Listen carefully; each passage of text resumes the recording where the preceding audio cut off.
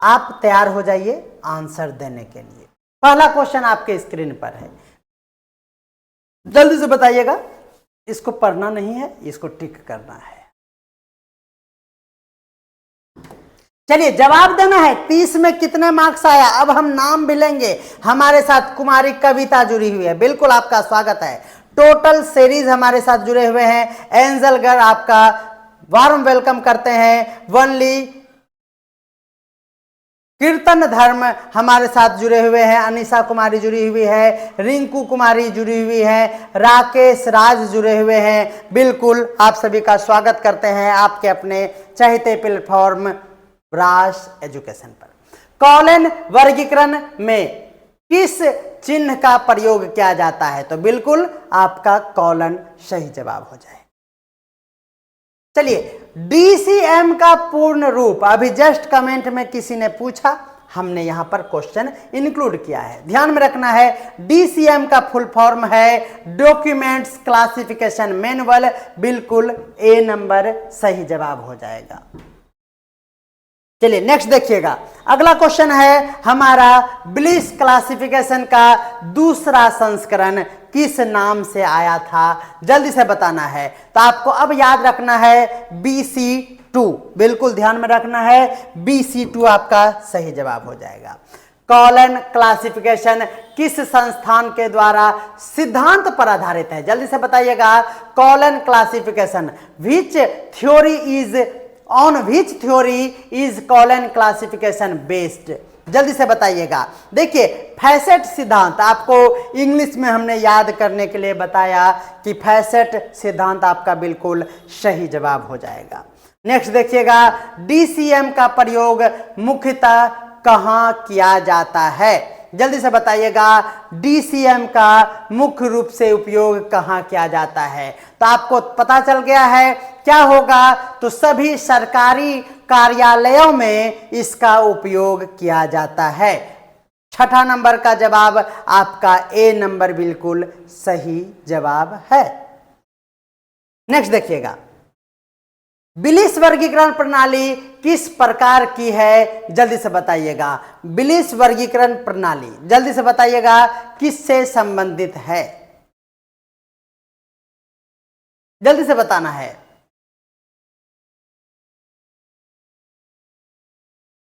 Bliss जो है वह किससे संबंधित है? जल्दी से बताइएगा।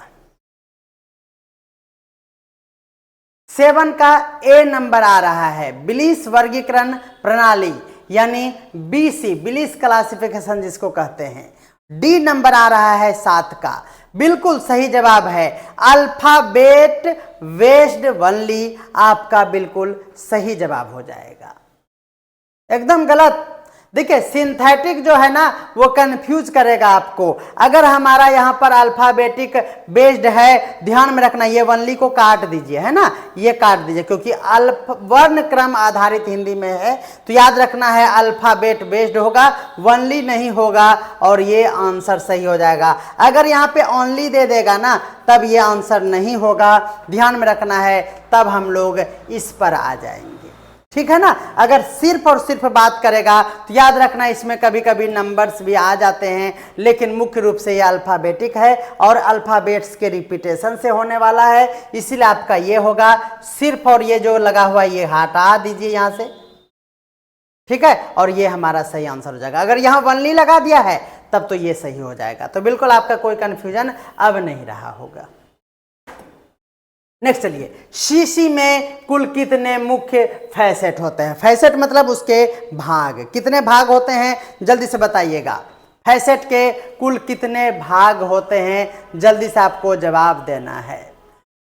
सीसी के कुल कितने भाग होते हैं? जल्दी से बताइएगा। सीसी के कुल कितने भाग होते हैं?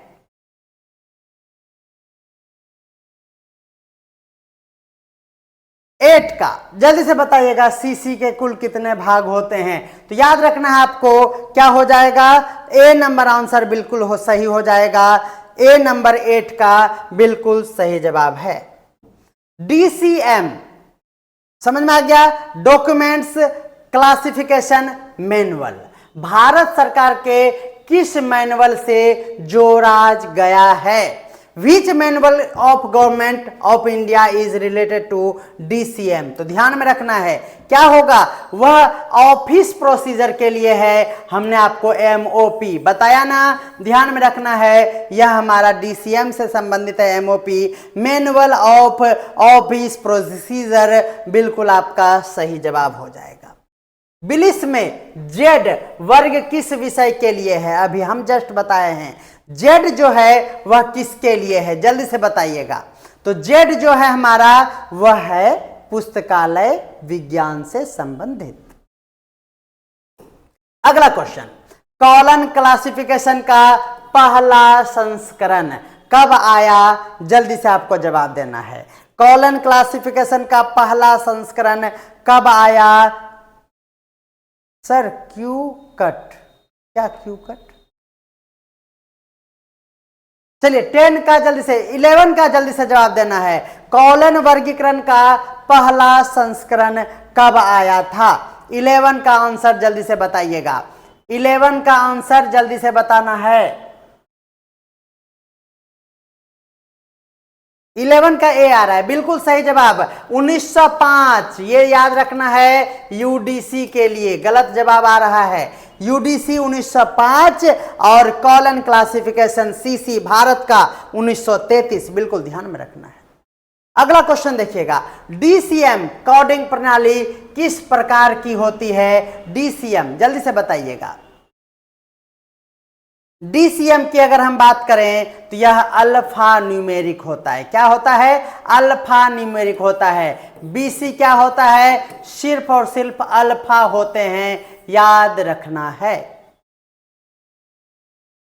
बिलिस क्लासिफिकेशन प्रणाली किस देश में सबसे अधिक लोकप्रिय है? तो आपको एकदम आसानी से याद रह जाएगा, UK, that is United kingdom. CC में टाइम को किस फैसेट के अंतर्गत रखा गया है? टाइम जो है वह किस मतलब क्या कर रहा है? CC में टाइम को किस फैसेट के अंतर्गत रखा गया है? ध्यान में रखना है, टाइम जो है वह एनर्जी फैसेट, याद रखना है। उस क्या कह रहा है? Under which facet does time fall, उसके बाद आता है, तो याद रखना है एनर्जी के लिए, ध्यान में रखना है। क्या हमने बताया था? पीमेस्ट, क्या बताए थे? पीमेस्ट। देखिए याद रखना है, टाइम जो है पूछा है कि CC में टाइम को किस फैसेट के अंतर्गत रखा गया है। यह क्वेश्चन थोड़ा सा पूछने का है कि जस्ट बाद जो आता है, तो याद रखना है आपको S भी होगा। CC में टाइम को किस फैसेट के अंतर्गत रखा गया है, थोड़ा सा क्वेश्चन में कंफ्यूजन है। यहां पर पूछने वाला बात इस तरह का कुछ है नहीं, है ना। थोड़ा सा इसको स्टार लगा लीजिए, ये टाइपिंग में कुछ मिस्टेक हुआ है इसमें। चलिए नेक्स्ट देखते हैं, बिलिस प्रणाली में किस प्रकार का संकेत का प्रयोग करते हैं? बिलिस है तो याद रखना है अल्फाबेटिक नोटेशन, बिल्कुल वर्णमाला संकेत ही सिर्फ और सिर्फ आपको बिलिस में देखना है, बिल्कुल ध्यान में रखना है। DCM के अंतर्गत कोड का उदाहरण बताइए। देखिए हमने बताया था ना, इस तरह से एकदम सिंपल सा याद रखना है, F2 HR 2024। CC का उद्देश्य, CC का उद्देश्य क्या है? आप सभी को इंडियन है तो भारतीय पुस्तकालयों के लिए सबसे उपयुक्त प्रणाली बनाना, बिल्कुल सही जवाब हो जाएगा। नेक्स्ट देखिएगा, अगला क्वेश्चन है हमारा, बिलिस प्रणाली की संरचना किस आधार पर आधारित है? किस पर आधारित है? बिलिस जो है वह किस पर आधारित है? जल्दी से बताइएगा। याद रखना है बिलिस जो है वो विषय पर आधारित है, यह विषय पर दिमाग लगाता है, लॉजिक ऑर्डर ऑफ सब्जेक्ट, बस ध्यान में रखना है, कोई कंफ्यूजन नहीं। हम जो पढ़ाए हैं लेखक नहीं, शीर्षक नहीं, प्रकाशक नहीं, बिल्कुल आपका 18 का A नंबर सही जवाब हो जाएगा। DCM में F3 किस क्षेत्र से संबंधित है? जहां पर F हुआ वहां पर ध्यान में रखना है क्या हो जाएगा? फाइनेंस यानी वित्त तो होगा ही, और 3 जो है वह लेखा परीक्षा यानी ऑडिट के लिए है, और F2 जो है वह टैक्स के लिए है, बिल्कुल आपको याद रखना है। अगला क्वेश्चन, बिलिस प्रणाली में मुख्य लाभ क्या है? तो याद रखना है यह क्या है, बिलिस जो है ना वह एकदम स्मृति सहायक संकेत है, आपको मेमोनिक नोटेशन प्रदान करता है। बिल्कुल सही जवाब हो जाए। सीसी प्रणाली, अगला देखिएगा, सीसी प्रणाली किस प्रकार की है? जल्दी से बताइएगा। सीसी यानी कॉलन क्लासिफिकेशन, बिल्कुल एनालिटिक और सिंथेटिक, बिल्कुल सही जवाब हो जाएगा। नेक्स्ट देखिएगा, डीसीएम का मुख्य रूप से किन फाइलों के लिए होता है? तो बिल्कुल आपको आसानी से याद रह जाएगा, डीसीएम बोले तो सरकारी फाइल्स, आपका बिल्कुल सही जवाब हो जाएगा। ठीक है, बिलिस प्रणाली में वर्गों को कैसे व्यवस्थित किया गया है? तो ध्यान में रखना है, वर्गों को उसके लॉजिक अल्फाबेटिक ऑर्डर में बिल्कुल आपको ध्यान में रखना है। सीसी प्रणाली में कौन सा कोड पुस्तक की विषय वस्तु को दर्शाता है? तो ध्यान में रखना है, पुस्तक यानी शुरुआती दौर। पुस्तक के बाद हम लोग जाएंगे टॉपिक पर, तो पुस्तक यानी शुरुआती में आप सभी को पता चल गया कि यहां पर क्लास नंबर आपका बिल्कुल सही जवाब हो जाएगा। बिलिस प्रणाली का किस सिद्धांत पर कार्य करता है? तो ये रिपीट हो चुका है इस तरह का क्वेश्चन। ये विषयों के प्राकृतिक क्रम का सिद्धांत, नेचुरल ऑर्डर ऑफ सब्जेक्ट, बिल्कुल सही जवाब हो जाएगा। तो आपको समझ में आ गया कि हमारा ये सीसी, बीसीसी और डीसीएम क्या है। बिल्कुल अच्छे से आसान सा टॉपिक था, हमारा 3 टॉपिक एक ही बार में कवर होता है।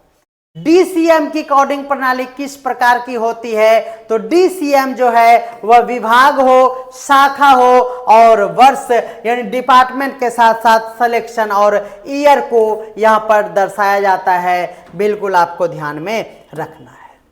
बिलिस प्रणाली का उपयोग कहां होता है? आपको समझ में आ गया, विश्वविद्यालय पुस्तकालय में, बिल्कुल आपको ध्यान में रखना। सीसी प्रणाली, अगला क्वेश्चन है हमारा, सीसी प्रणाली किस देश का है? सीसी हमारे भारतवर्ष का, बिल्कुल आपका सही जवाब।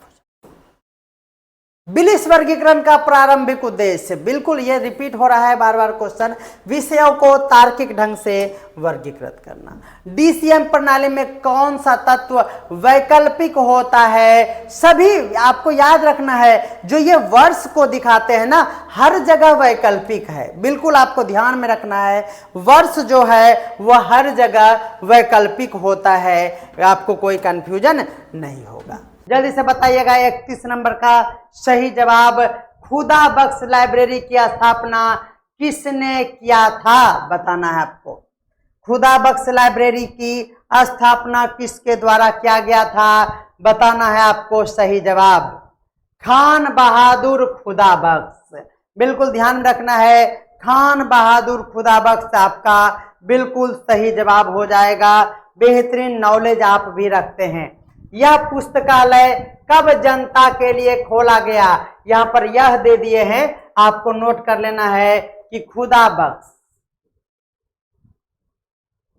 जो लाइब्रेरी है इसे जनता के लिए कब खोला गया? बताना है। 32 का सही जवाब क्या होगा? खुदा बख्श लाइब्रेरी जो है वह कब जनता के लिए खोला गया? याद रखना है 1892 में जनता के लिए खोला गया। बेहतरीन जवाब दे रहे हैं, लेकिन क्या वो जवाब आपका सही है? अब देखिए 1891 भी आ गया, पंगा हो गया।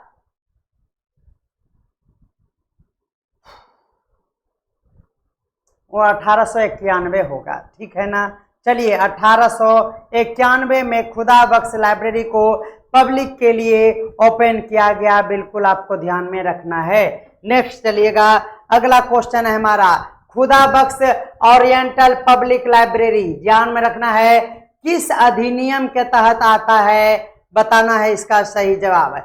खुदा बख्श लाइब्रेरी जो है वह under act does library function, किस एक्ट के तहत यह कार्य करती है? बताइएगा। खुदा बख्श किसके अंतर्गत आएगा? तो देखिए नाम से ही समझ में आ रहा है, खुदा बख्श लाइब्रेरी एक्ट, लेकिन ध्यान में रखना है 1969 आपका बिल्कुल सही जवाब हो जाएगा। खुदा बख्श लाइब्रेरी में मुख्य रूप से कौन कौन सी भाषाओं की पांडुलिपियां हैं बताना है। देखिए कितना बेहतरीन क्वेश्चन आप सभी के सामने है। खुदा बख्श लाइब्रेरी में मुख्य रूप से कौन कौन सी भाषाओं का पांडुलिपि है, तो याद रखना है आपका आंसर हो जाएगा क्या, बताइएगा सही जवाब। ए नंबर बिल्कुल सही जवाब है आपका। ए नंबर अरबी, फारसी और उर्दू का यहाँ बेहतरीन कलेक्शन है। नेक्स्ट क्वेश्चन देखिएगा, IFLA यानी international app for federation of library association and institution founded, कब इसकी स्थापना हुई बताइएगा, सही जवाब क्या होगा।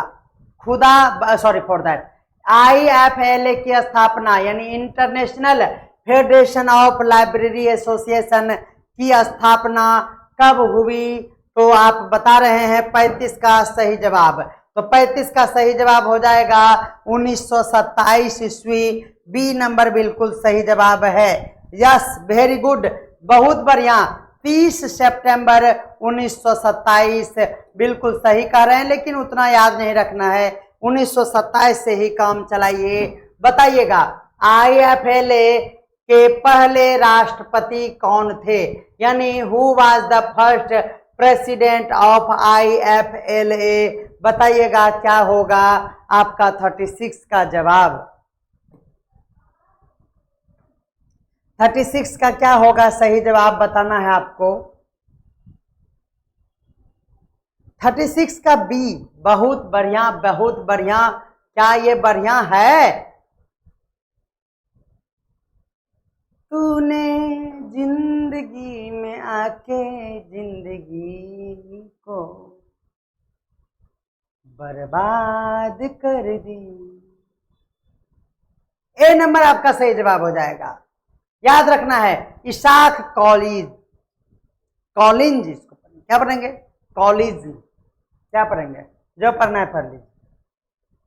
चलिएगा, तो आपको ध्यान में रखना है फर्स्ट स्टूडेंट जो है हमारा वो है इसाक कॉलिंज, कॉलिंज ने बिल्कुल ध्यान में रखना है। IFLA का वार्षिक सम्मेलन क्या कहलाता है? What is the IFLA's annual conference called, क्या कहेंगे बताइएगा।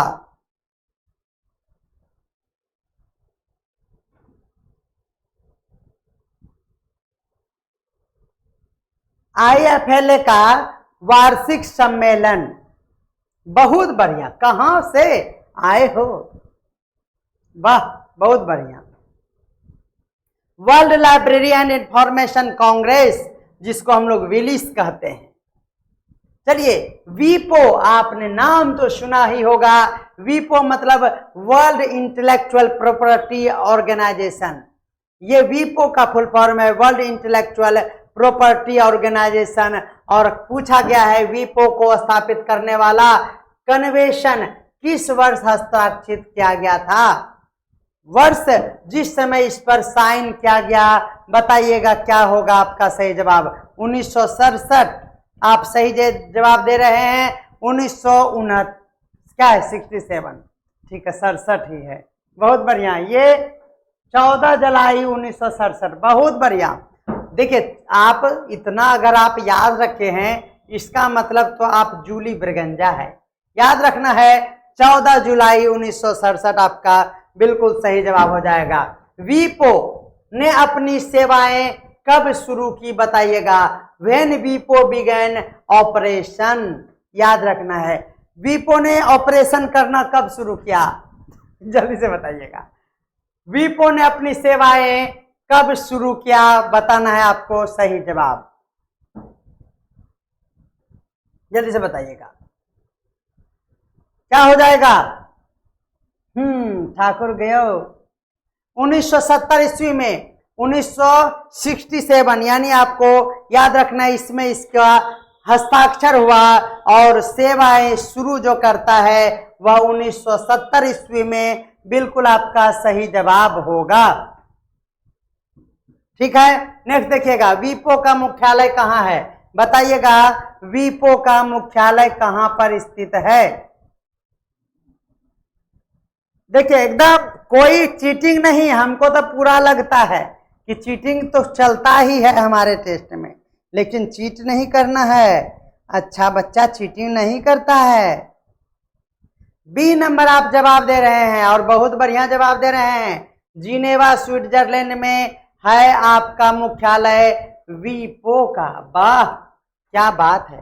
नेक्स्ट चलिएगा, वर्तमान में वीपो के डायरेक्टर जनरल कौन है? अब फिर कंफ्यूज जाइएगा, इसीलिए हम नहीं बताएंगे, हम नहीं बोलेगा इस पर आंसर, आपको बोलना है जल्दी से। वीपो का डायरेक्टर जनरल बताइएगा कौन है वर्तमान में? 40 का जवाब देना है, 40 का। 40 का बी भी आ रहा है, ए भी आ रहा है, 1970 ए। हे प्रभु उठा लीजिए। वीपो का वर्तमान में डायरेक्टर जनरल कौन है? सभी को कंफ्यूजन है।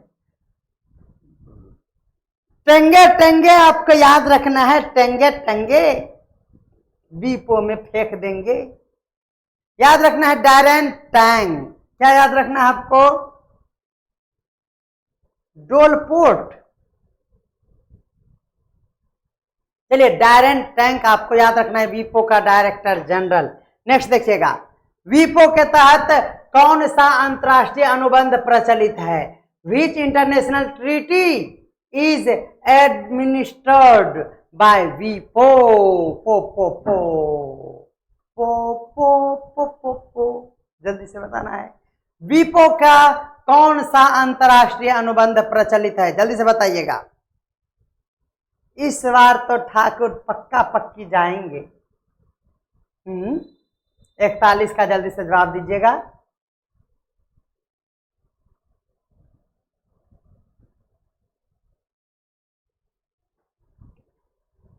ए और बी दोनों बिल्कुल याद रखना है, पेरिस और बर्ने याद। कन्वेंशन बिल्कुल आपका सही जवाब हो जाएगा। नेक्स्ट देखिएगा, ALA नाम तो सुना ही होगा। ALA ने लाइब्रेरी वार सर्विस कब शुरू किया? बताइएगा। When did ALA initiate library war service? तो ध्यान में रखना है, यह लाइब्रेरी वार सर्विस जो है कब शुरू किया गया? 1917। याद रखना है प्रथम विश्व युद्ध के दौरान। बिल्कुल ध्यान में रखना है, प्रथम विश्व युद्ध के दौरान 1917 ईस्वी आपका बिल्कुल सही जवाब हो जाएगा। नेक्स्ट देखिएगा, ALA ने पहली महिला प्रेसिडेंट कब चुनी? जल्दी से बताइएगा। ALA ने पहली बार प्रेसिडेंट महिला के रूप में चुना कब? जल्दी से बताना है। 1911 ईस्वी आपका बिल्कुल सही जवाब हो जाएगा। 1911 ईस्वी सही जवाब हो जाएगा। देखिए लाइब्रेरी वार सर्विस के तहत कितने कैंप लाइब्रेरी बनाए गए थे? देखिए लाइब्रेरी वार सर्विस यही है। वर्ल्ड वार के दौरान लाइब्रेरी की व्यवस्था की गई थी, कैंप लाइब्रेरी की व्यवस्था की गई थी। और how many camp library were created under library war service? देखिए ये सब जानकारी आप लोगों के लिए एकदम मेरे अंदाज से बहुत ही रेयर है। कौन कौन इस टॉपिक को पढ़े थे बताइएगा। लाइब्रेरी वार सर्विसेज के बारे में कौन कौन हैं जो पढ़ चुके थे थ्योरी इसका? याद रखना है, how many camp library were created under library war service? तो याद रखना है कुल मिलाकर क्या होगा?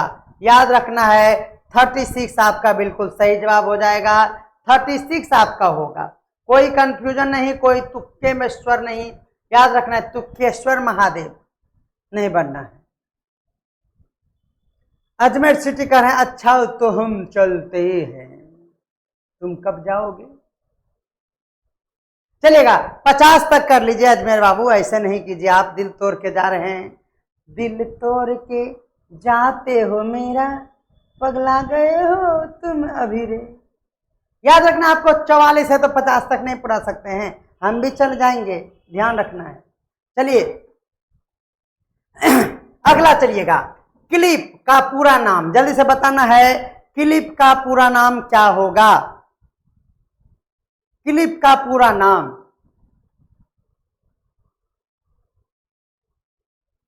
क्लिप फॉर क्या होगा? देखिए सभी जानते हैं कोऑपरेटिव लाइब्रेरी इंस्ट्रक्शन प्रोजेक्ट, बिल्कुल ध्यान में रखना है। कोऑपरेटिव लाइब्रेरी इंस्ट्रक्शन प्रोजेक्ट आपका बिल्कुल सही जवाब हो जाएगा। ASLIB, देखिए ये कई बार ऑब्जेक्टिव में आया है। ASLIB का फुल फॉर्म होता है association of S for special library and information, क्या हो जाएगा? ब्यूरेक्स, बिल्कुल ध्यान में रखना है। इसकी स्थापना कब और कहां हुई थी? तो याद रखना है इसकी स्थापना 1924 ईस्वी में हर्टफोर्डशायर में हुआ था, बिल्कुल ध्यान रखना है। ठीक है, तो बिल्कुल 1924 ईस्वी याद रखना है। नेक्स्ट देखिएगा, SLA स्पेशल लाइब्रेरी एसोसिएशन, जिसको कहते हैं SLA, की स्थापना किस वर्ष हुई थी बताइएगा?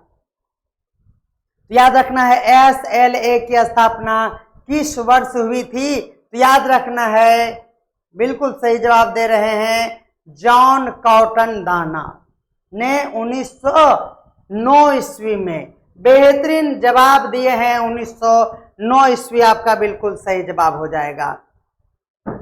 याद रखना है LA यानी आपको लुसियाना लाइब्रेरी एसोसिएशन की स्थापना कब हुई थी बताना है। लुसियाना लाइब्रेरी एसोसिएशन की स्थापना कब हुई थी? जल्दी से बताइएगा, क्या होगा? तो याद रखना है इसकी भी स्थापना 1909 ईस्वी, बिल्कुल सही जवाब हो जाएगा। LC यानी लाइब्रेरी ऑफ कांग्रेस क्लासिफिकेशन किसने विकसित किया?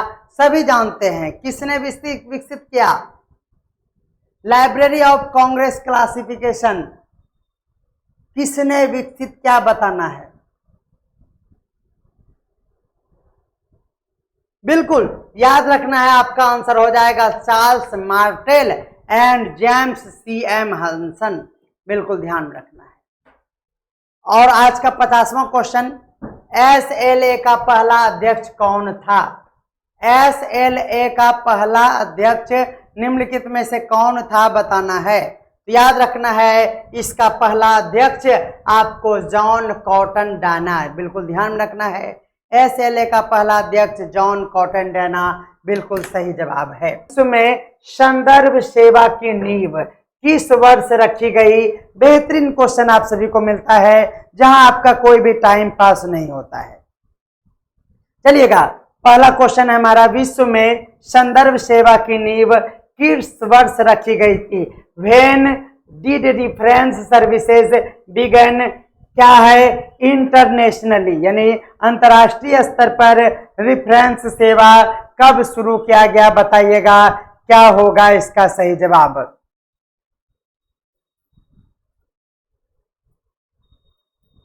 चलिएगा, अच्छा, यानी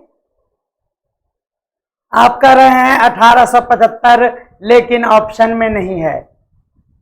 थोड़ा सा दिमाग लगाना है, थोड़ा सा दिमाग लगाइएगा। 1875 लेकिन ऑप्शन में नहीं है। तो एक बातें मैं आपको ध्यान से समझाना चाहूंगा कि ये 1875 और 76 ये एक सेशन था।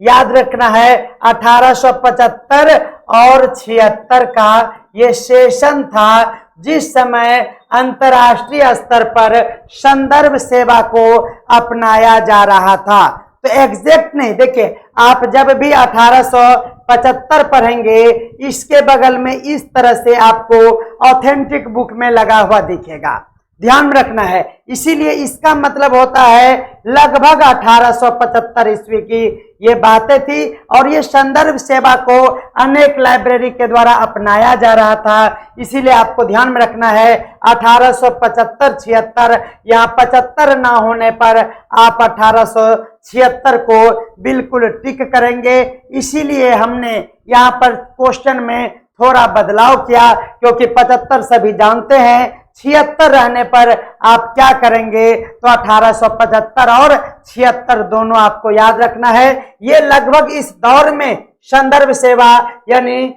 रेफरेंस सर्विस की शुरुआत मानी जाती है। बिल्कुल आपको स्पष्ट रूप से समझ में आ गया होगा। बोलिए कोई दिक्कत है तो बोलिएगा हमें कमेंट करके। नेक्स्ट देखिएगा, बहुत गला फंस गया। हाँ, भारत में नियमित संदर्भ सेवा कब शुरू की गई? विश्व स्तर पर हमने देखा 1875-76 में। और आपको बताना है कि भारत में संदर्भ सेवा की शुरुआत कब हुई बताइएगा। भारत में संदर्भ सेवा की शुरुआत कब हुई? जल्दी से बताइएगा, क्या होगा आपका सही जवाब? थोड़ा सा गर्म पानी दे दीजिए गिलास में। ओ ये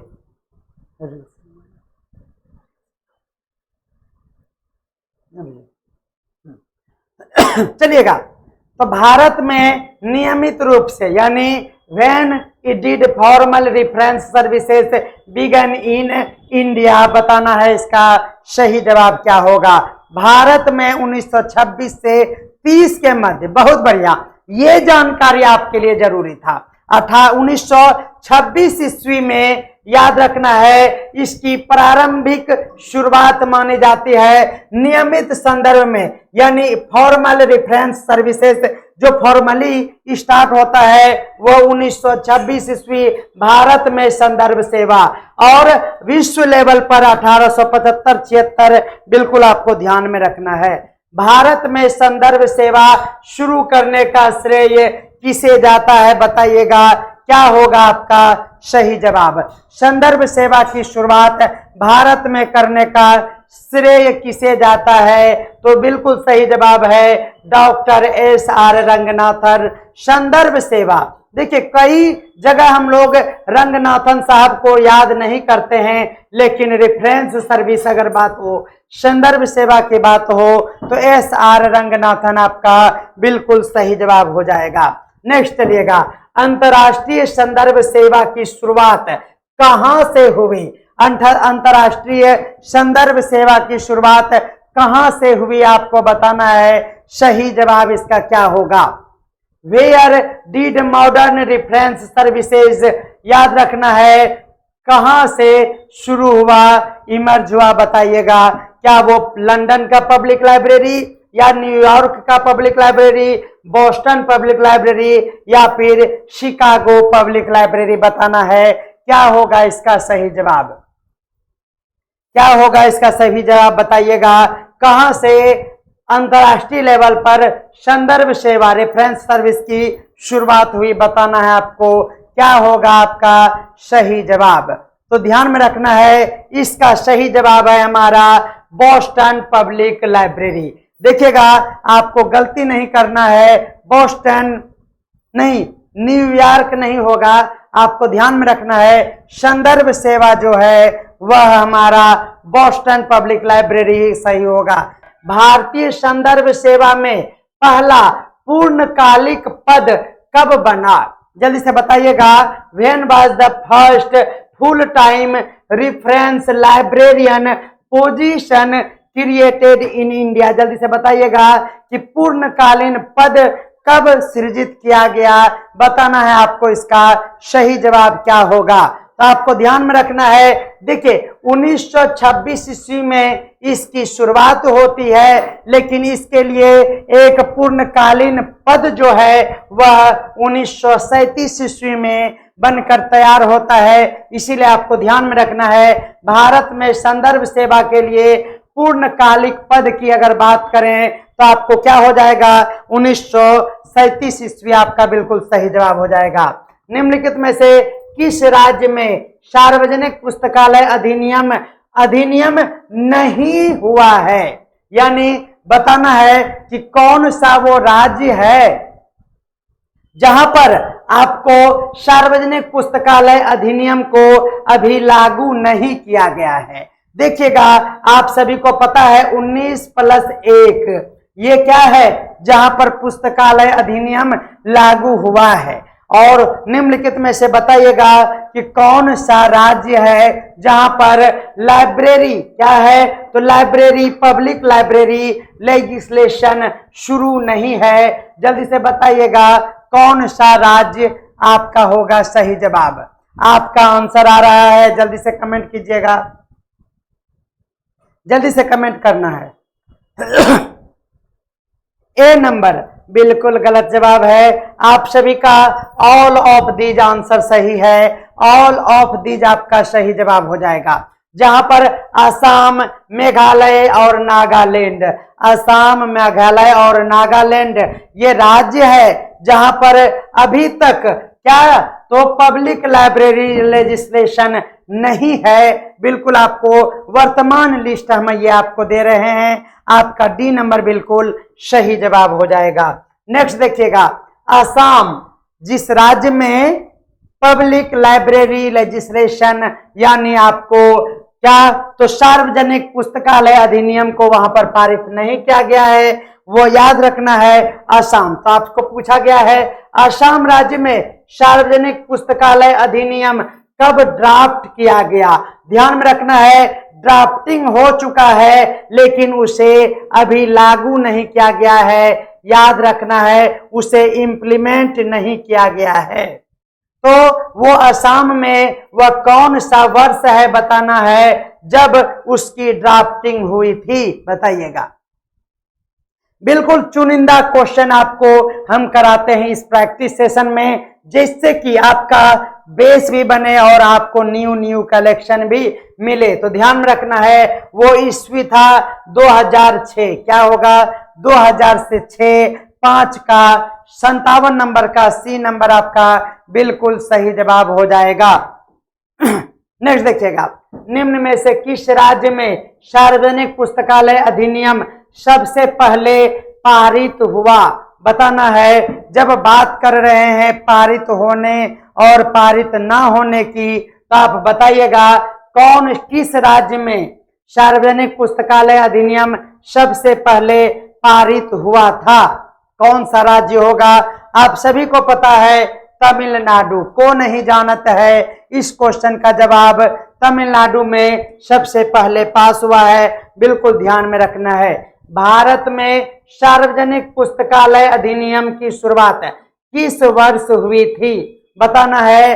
भारत में सार्वजनिक पुस्तकालय अधिनियम की शुरुआत कब हुई थी बताइएगा। क्या 1947 ईस्वी, 48 ईस्वी, 51 या 1955, क्या होगा आपका सही जवाब। जल्दी से बताइएगा।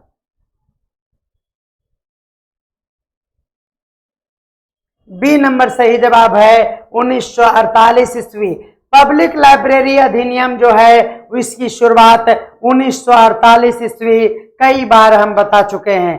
नेक्स्ट देखिएगा, किस राज्य में, आपको बताना है किस राज्य में केवल ड्राफ्ट तैयार हुआ, अधिनियम पारित नहीं हुआ। अभी जस्ट बताए कौन सा राज्य है जहां पर आपको बताना है कि ड्राफ्टिंग तो हुआ लेकिन उसका पारित नहीं होना, किस राज्य से संबंध है ये बातें, जल्दी से बताइएगा।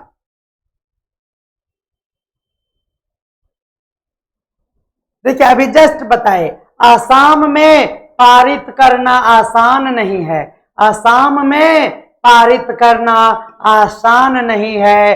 बिल्कुल आपको ध्यान में रखना है। चलिएगा, कौन सा राज्य अभी तक लाइब्रेरी एक्ट पारित नहीं किया है बताइएगा। कौन सा राज्य, अब यहाँ पर आपका ऑप्शन बदल गए हैं तो जल्दी से बताइएगा क्या होगा।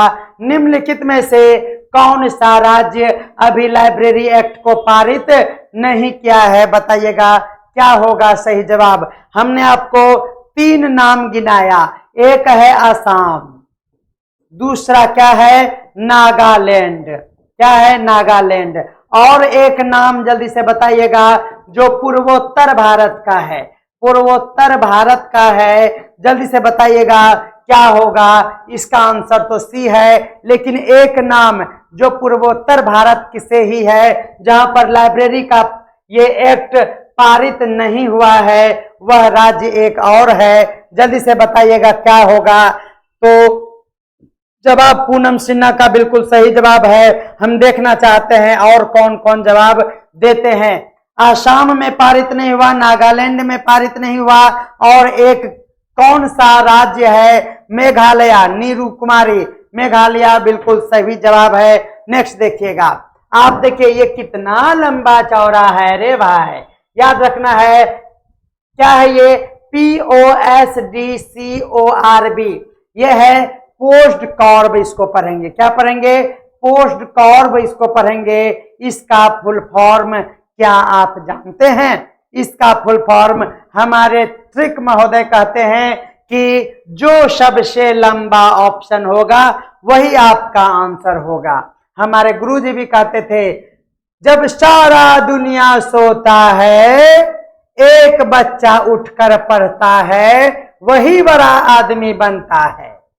वही हम कह रहे हैं, जब जो ऑप्शन सबसे लंबा होता है वही आंसर सही होता है।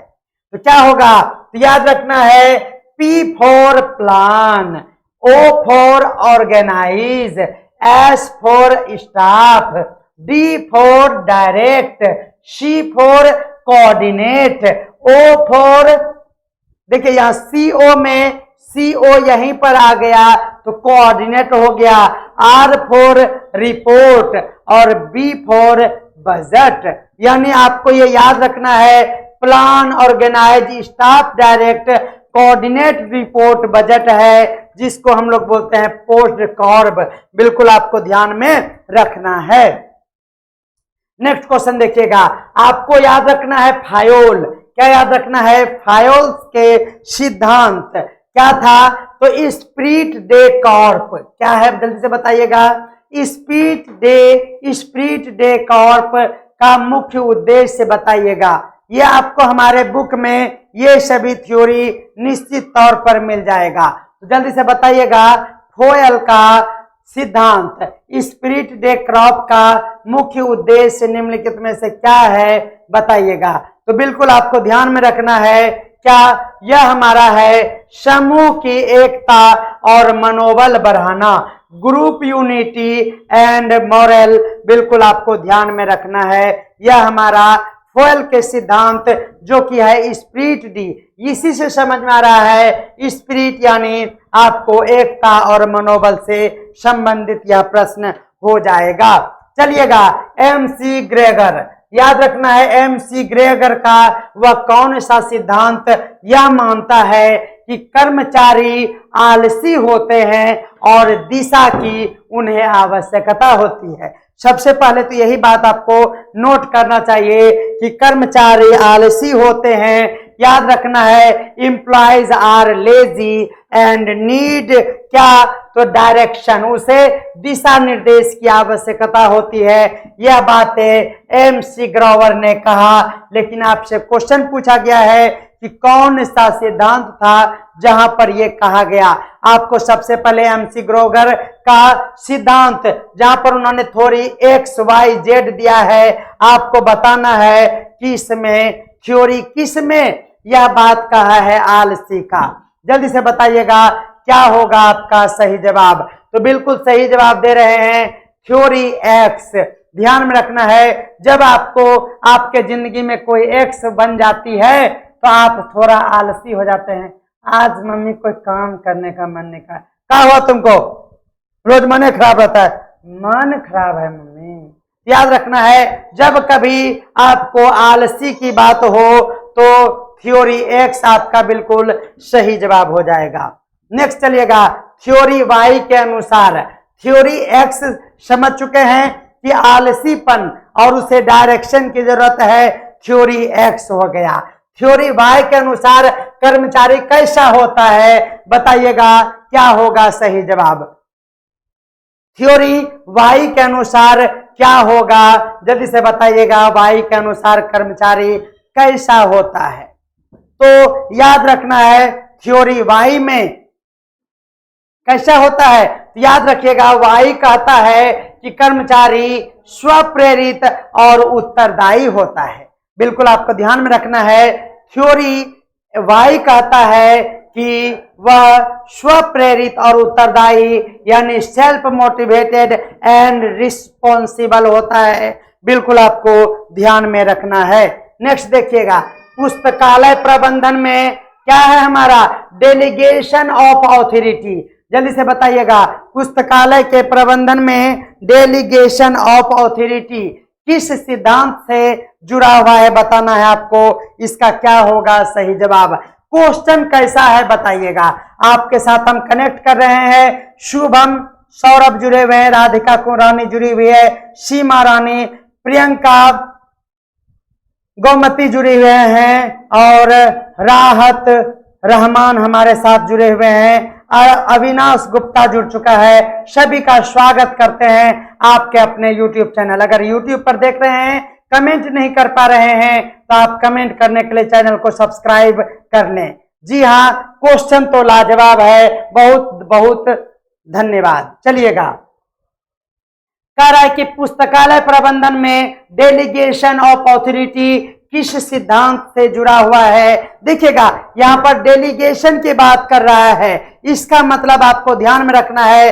आपका आंसर कैसा होगा तो याद रखना है, हमारा स्केलर चेन की बात होगी। यह थ्योरी क्लास में हम इस पे विशेष चर्चा करेंगे, क्योंकि हमारा यहाँ मकसद होता है कि हम जल्दी से 100 क्वेश्चन के टारगेट को पूरा करें। याद रखना है, आपको डेलीगेशन की बात होगी तो वह स्केलर चेन की बात करेगा। बिल्कुल आपको ये सब थोड़ा सा याद करना पड़ेगा। एक पुस्तकालय अध्यक्ष जो कर्मचारियों को स्वायत्तता देता है और नवाचार को प्रोत्साहित करता है, अगर ऐसा कर रहा है तो वह किस सिद्धांत का पालन करता है बताइएगा। अगर आप एज ए लाइब्रेरियन जब बनेंगे तो आपको यदि कर्मचारियों में स्वायत्तता यानी ऑटोनोमी एंड नवाचार यानी इनोवेशन फॉलो कराना है तो वह किस सिद्धांत के अंतर्गत आएगा, जल्दी से बताइएगा। क्या होगा आपका सही जवाब। आपने एक्स को देख लिया, एक्स में क्या, तो हमारे जो स्टाफ्स होते हैं, कर्मचारी होते हैं, उसके लेजीनेस और उसको डायरेक्शन देने का काम होता है। और वाई में वह स्व मोटिवेटेड होता है, बिल्कुल सेल्फ मोटिवेटेड होता है। और यहाँ पर पूछा गया है कि अगर आप स्वायत्तता और नवाचार यानी ऑटोनॉमी एंड इनोवेशन की बात करेंगे तो निम्नलिखित में से कौन सा होगा सही जवाब, जल्दी से बताइएगा। क्या वाई होंगे या फिर हमारा ट्रांसलेशनल थ्योरी होगा, जल्दी से बताइएगा क्या होगा इसका सही जवाब। तो याद रखना है, यह भी हमारे स्वायत्तता और नवाचार की बात है और यह एक पॉजिटिव रिस्पॉन्स है। इसका नंबर हो गया थ्योरी वाई। बिल्कुल आपको ध्यान में रखना है। नेक्स्ट देखिएगा, हमने आपको बताया पोस्ट कॉर्ब के बारे में। पोस्ट कॉर्ब में को किसने विकसित किया है, जल्दी से बताइएगा।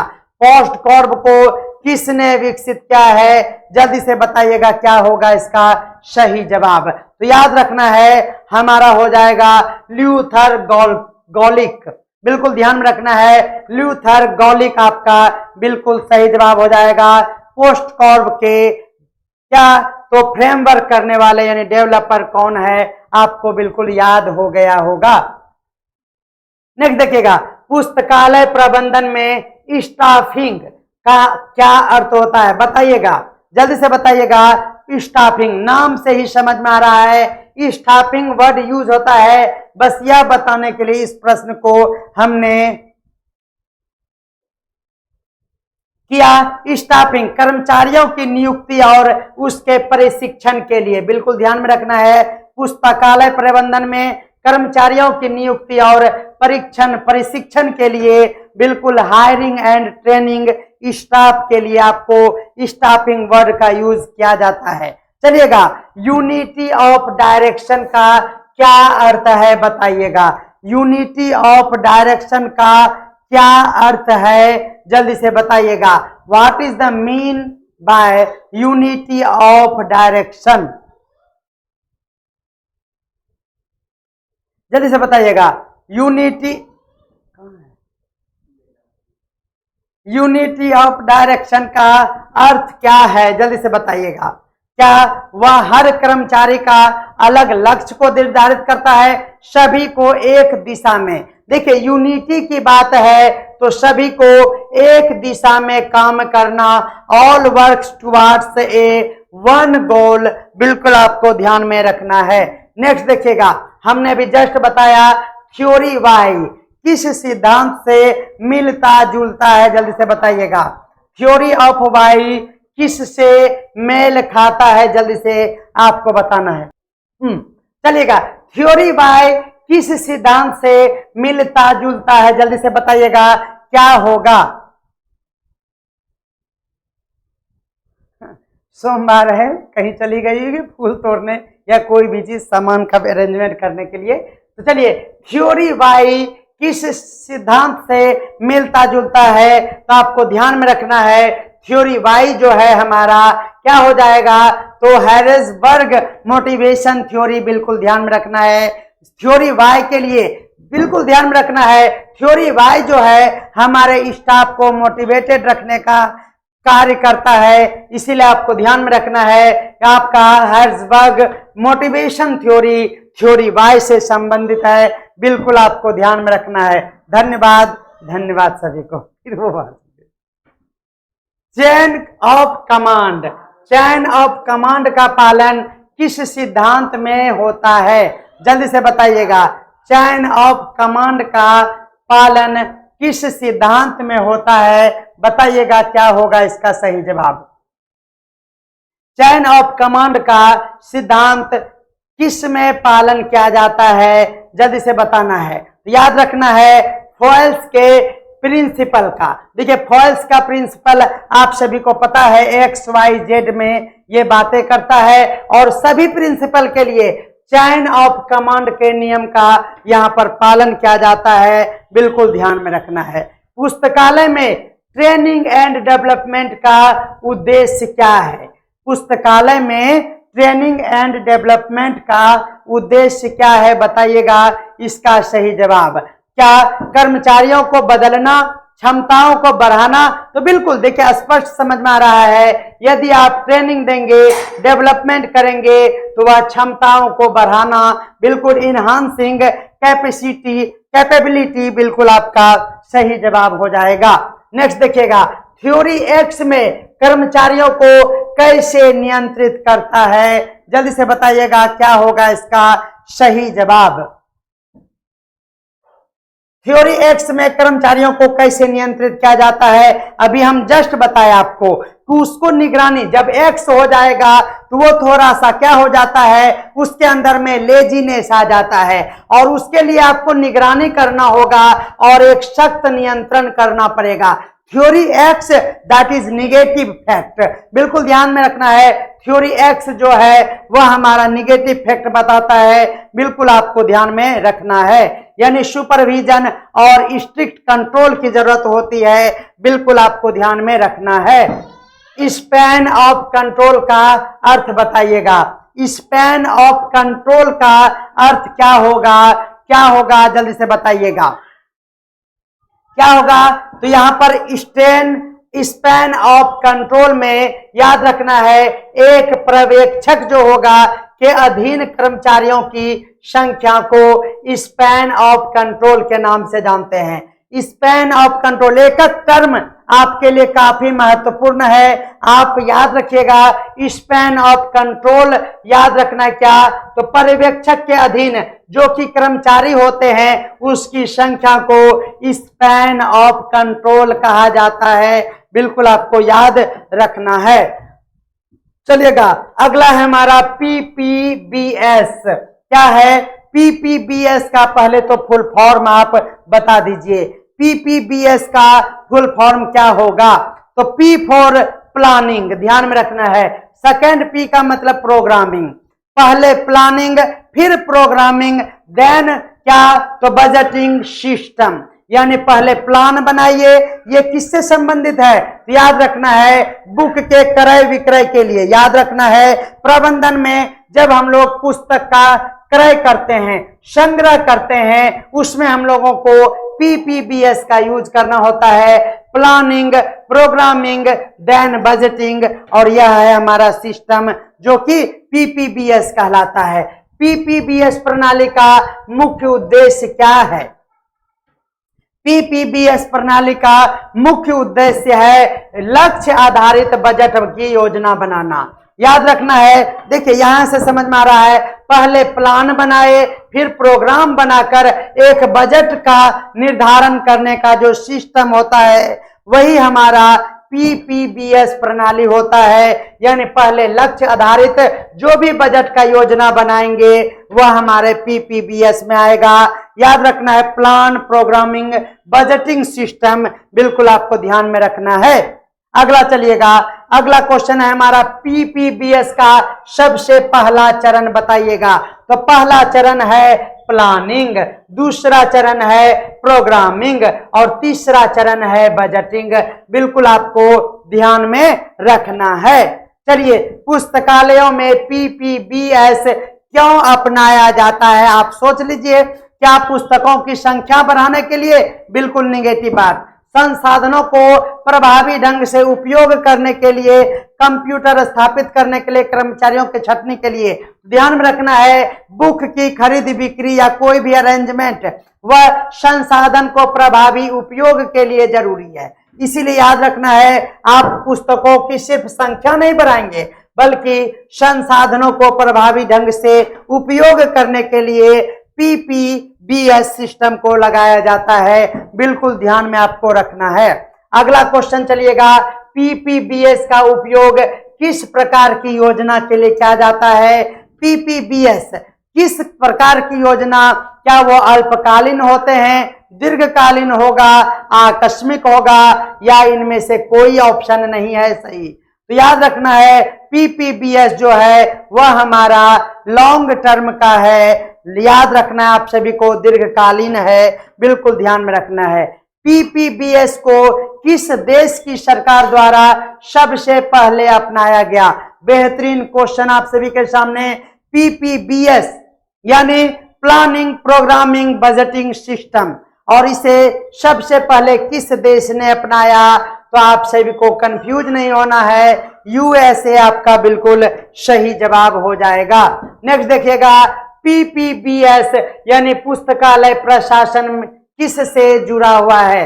पीपीबीएस पुस्तकालय प्रशासन यानी PPBS in library administration is related to, क्या वो वर्गीकरण से संबंधित है? बिल्कुल गलत बात। क्या ऑडिट करने यानी लेखा परीक्षण से? नहीं। बजट और योजना बनाना, बिल्कुल ध्यान में रखना है। प्लानिंग ही तो पहला चरण है, तीसरा चरण तो बजट है, दूसरा चरण क्या होगा? कमेंट करिए, जल्दी से कमेंट करना है। इसमें पुस्तकालय के प्रशासन में बजट और योजना ये पहला और तीसरा है, दूसरा क्या है? जल्दी से बताइएगा क्या होगा इसका सही जवाब। कमेंट करिए, कमेंट करते रहिए कि क्या होगा दूसरा, आपको याद करना होगा।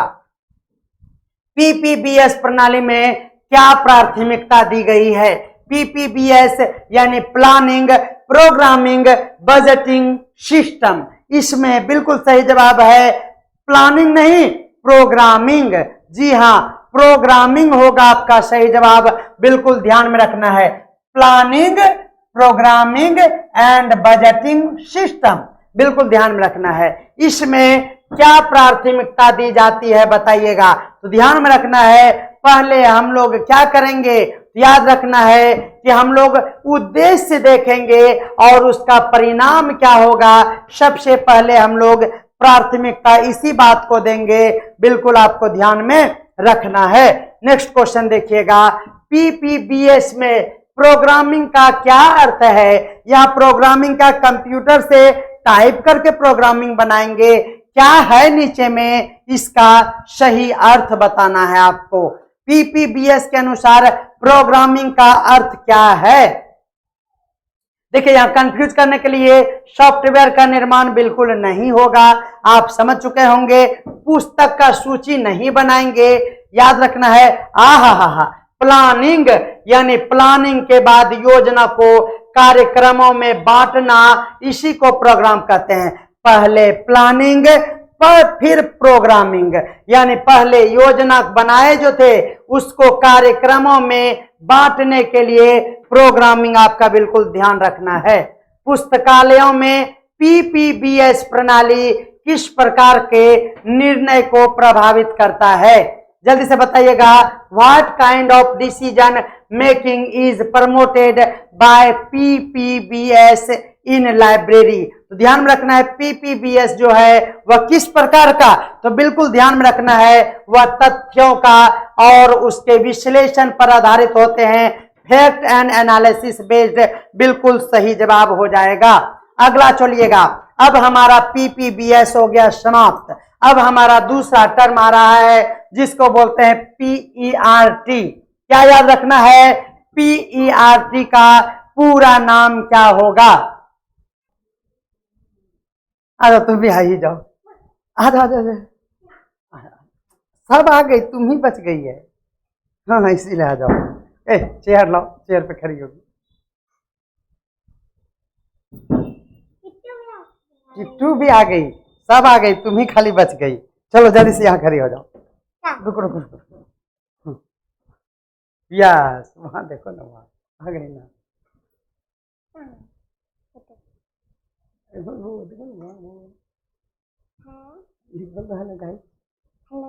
अच्छा, तुम तो बताने दो।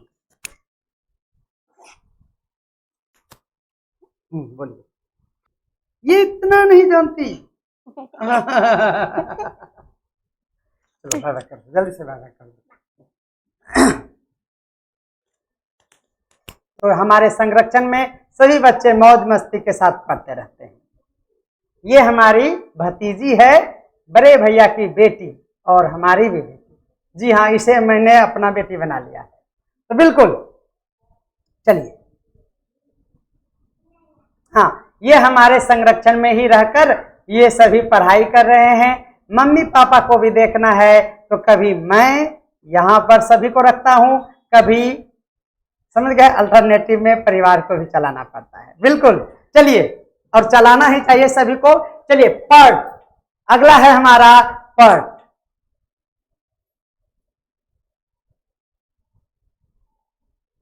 चलिएगा, पीईआरटी का पूरा नाम बताइएगा। पीईआरटी का पूरा नाम जल्दी से बताना है, क्या होगा इसका सही जवाब?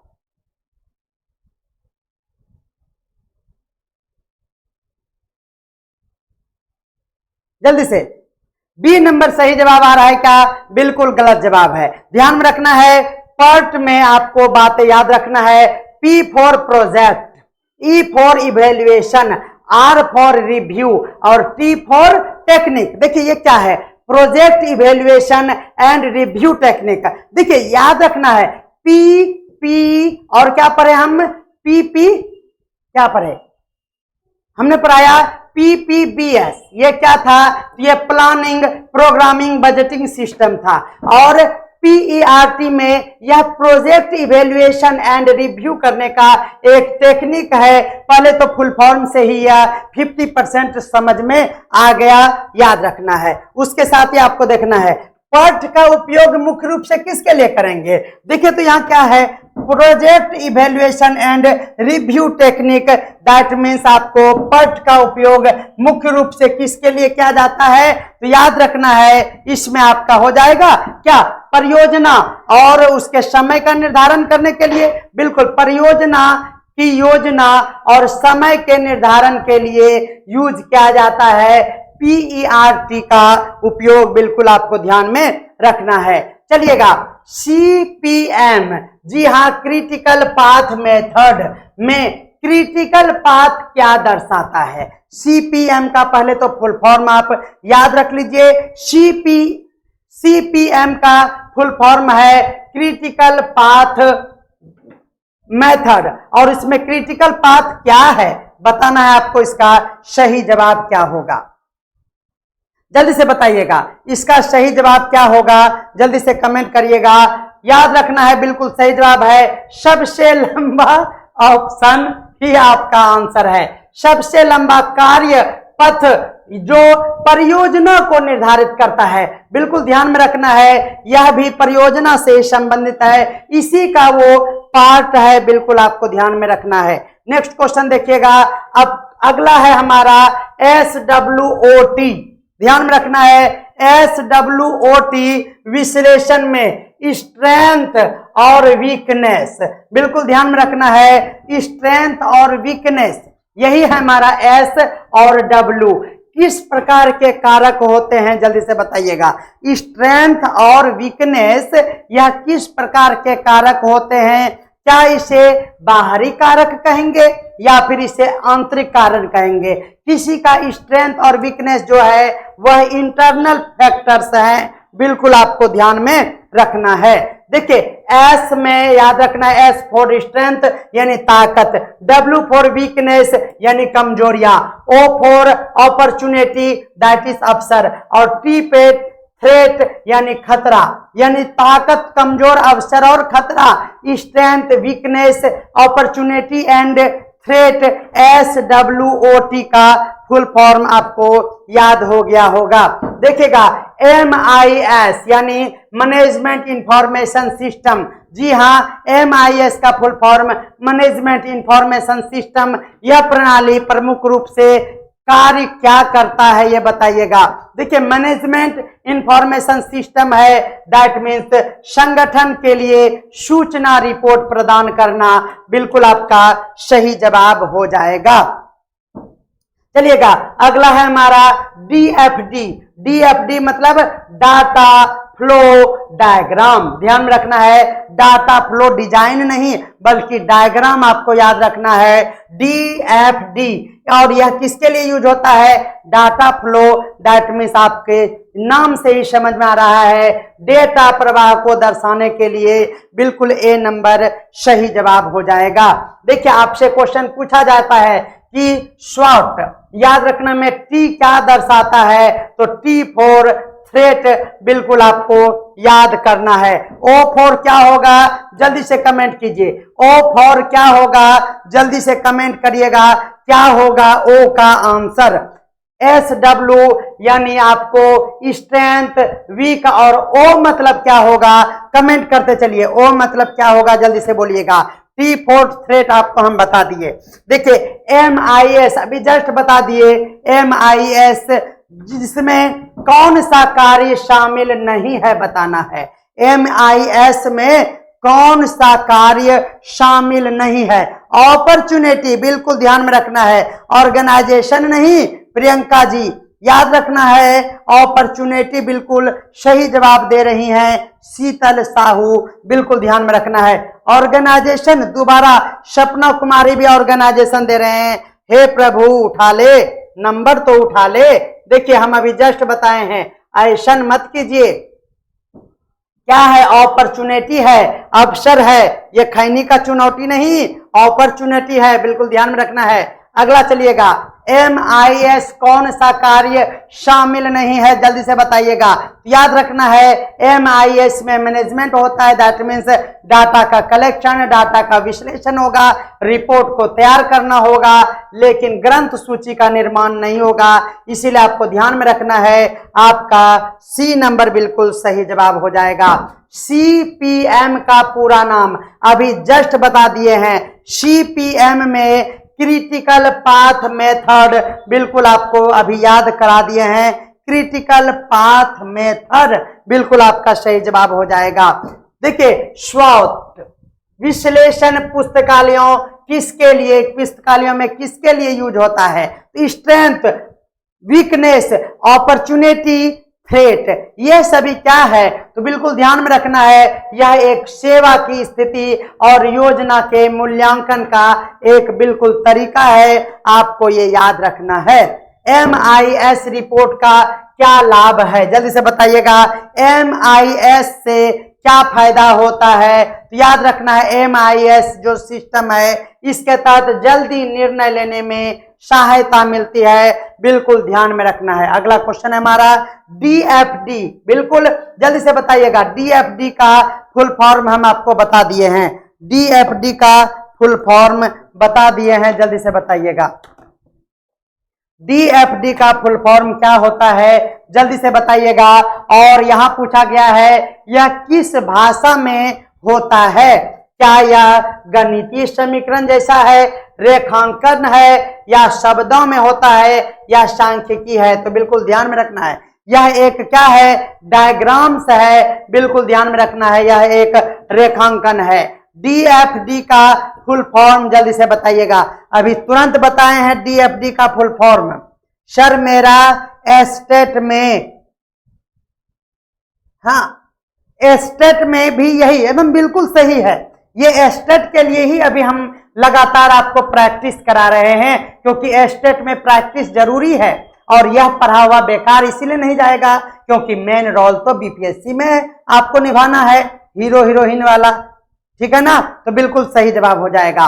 98 नंबर देखिएगा, यह आपका हो गया रेखांकन, बिल्कुल सही जवाब। चलिएगा, कह रहा है CPM और PERT दोनों बता चुके हैं, यह दोनों का उद्देश्य क्या है, तो बिल्कुल आपको अब तो देख के ही समझ में आता है। याद रखना है, परियोजना नियोजन और उस पर नियंत्रण, प्रोजेक्ट प्लानिंग एंड कंट्रोल के लिए यह होता है।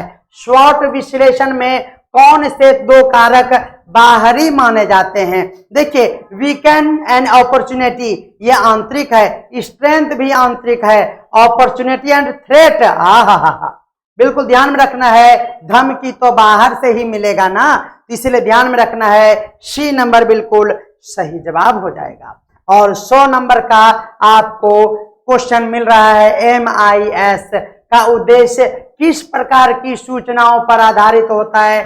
जल्दी से बताइएगा, MIS किसके लिए है? तो ध्यान में रखना है, यह हमारा है वास्तविक संगठित सूचना, रियल एंड ऑर्गेनाइज्ड इंफॉर्मेशन के लिए आपको ध्यान में रखना है, MIS का यूज किया जाता है। जल्दी से बताइएगा, 50 क्वेश्चन अभी हम आपको कराए हैं, कुल मिलाकर आप सभी को हम 100 क्वेश्चन करा दिए हैं इस सीरीज में। इसीलिए 100 नंबर क्वेश्चन में आपने कितना मार्क्स लाया जल्दी से कमेंट करके बताइएगा, और आज के इस सेट में आपका कुल मार्क्स कितना आया है जल्दी से बताइएगा। और कौन कौन है जो हम अभी आप 3 कॉलम मेथड से आप लर्निंग कर रहे हैं, जल्दी से बताइएगा। 1 2 3 4 5 और इधर तुक्का, कंफर्म और यहां पर आपका डाउट, जल्दी से बताइएगा। 3 कॉलम मेथड से कौन कौन तैयारी कर रहे हैं, जल्दी से बताइएगा। तो मिलते हैं आपको 8:30 बजे का क्लास, याद रखना है थ्योरी का क्लास जो कि एप्लीकेशन पर होगा। ऐप पर क्लास है 8:30 में, प्रत्येक दिन ऐप पर थ्योरी का क्लास मिलेगा। आप सभी को पता है कि हमने आपको 20 तरह का क्लासिफिकेशन पढ़ाया है। 20 तरह का? आप कहेंगे नहीं सर 10 तरह का पढ़ाए, लिस्ट में 20 तरह का था। तो हम आपको बता देना चाहते हैं, शेष 10 जो है आपको पढ़ाए थे और नहीं पढ़ाए, 10 पढ़ा दिए हैं, शेष 10 पढ़ना है जो कि एप्लीकेशन पर क्लास होगा, वो यूट्यूब पर नहीं होगा। यूट्यूब वाले 9:30 में यूट्यूब पर क्लास ज्वाइन करेंगे। 8:30 में आपको याद रखना है, 8 से 8:30 के बीच में हम लाइव आएंगे। याद रखना है थ्योरी का क्लास एप्लीकेशन पर चलेगा 8 से 8:30 के बीच। चलिएगा, डाउट क्या डाउट है आनंद प्रकाश जी, जल्दी से बोलिएगा। तो चलिए मिलते हैं अगले क्लास में जल्द ही। आप सभी को अपना टाइम टेबल बिल्कुल ध्यान में रखना है। सपना कुमारी यूट्यूब पर सर कब कब क्लास चलता है, आपका नोटिफिकेशन नहीं मिलता है। चलिए हम आपको नया रूटीन बता देते हैं। देखिए, आपको थोड़ा सा टाइम अच्छे से हम बता दे रहे हैं, जो परमानेंट टाइम अब फिक्स हो गया है। सुबह 7 से 7:30 के बीच थोड़ा सा लेट सेट हो जाते हैं। क्या करें, कंटेंट को बेहतर से बेहतर बनाने में थोड़ा सा लेट हो जाता है। 7 बजे टाइम है, 7:30 तक इंतजार कर लीजिएगा तो अच्छा रहेगा। याद रखना है आपको जीएस का क्लास मिलता है, ये सभी के लिए यूट्यूब पर और एप्लीकेशन पर दोनों जगह आपको मिलता है। दूसरा क्लास आपको दिन के 10 बजे यानी AM में मिलता है। जो कि होता है MCQs का क्लास, और वो होता है कभी लाइब्रेरी साइंस आता है तो कभी आपको एस्टेट के लिए आर्ट ऑफ टीचिंग यानी 30 मार्क्स का होता है। यह सिर्फ और सिर्फ MCQ का टाइम है, याद रखना है। तीसरा क्लास आपको मिलता है कितना, तो 8 बजे, यानी 8 कहने का मतलब 8:30 तक में शुरू होता है वनली ऐप पर क्लास, जो है लाइब्रेरी साइंस का थ्योरी का। चौथा नंबर क्लास मिलता है रात के 9:30 यानी 10 बजे। 10 बजे आपको क्लास मिलता है। देखिए, जिस दिन लाइब्रेरी साइंस दिन में हुआ तो रात में MCQs होगा। आर्ट ऑफ टीचिंग का यानी यहां पर भी लाइब्रेरी और आर्ट ऑफ टीचिंग का MCQs होता है, यानी ओवरऑल आपको मिलता है YouTube पर MCQs और ऐप पर थ्योरी प्लस MCQs। ये है हमारा वर्तमान आज के डेट का टाइम टेबल। आप इसका स्क्रीनशॉट ले लीजिए और आधा घंटा इंतजार कीजिए, आपको नोटिफिकेशन मिलेगा या फिर आपको खबर मिलेगा कि राज सर नहीं रहे स्टूडियो में। कोई दिक्कत है तो चलिए मिलते हैं अगले क्लास में, तब तक के लिए सभी को बाय बाय।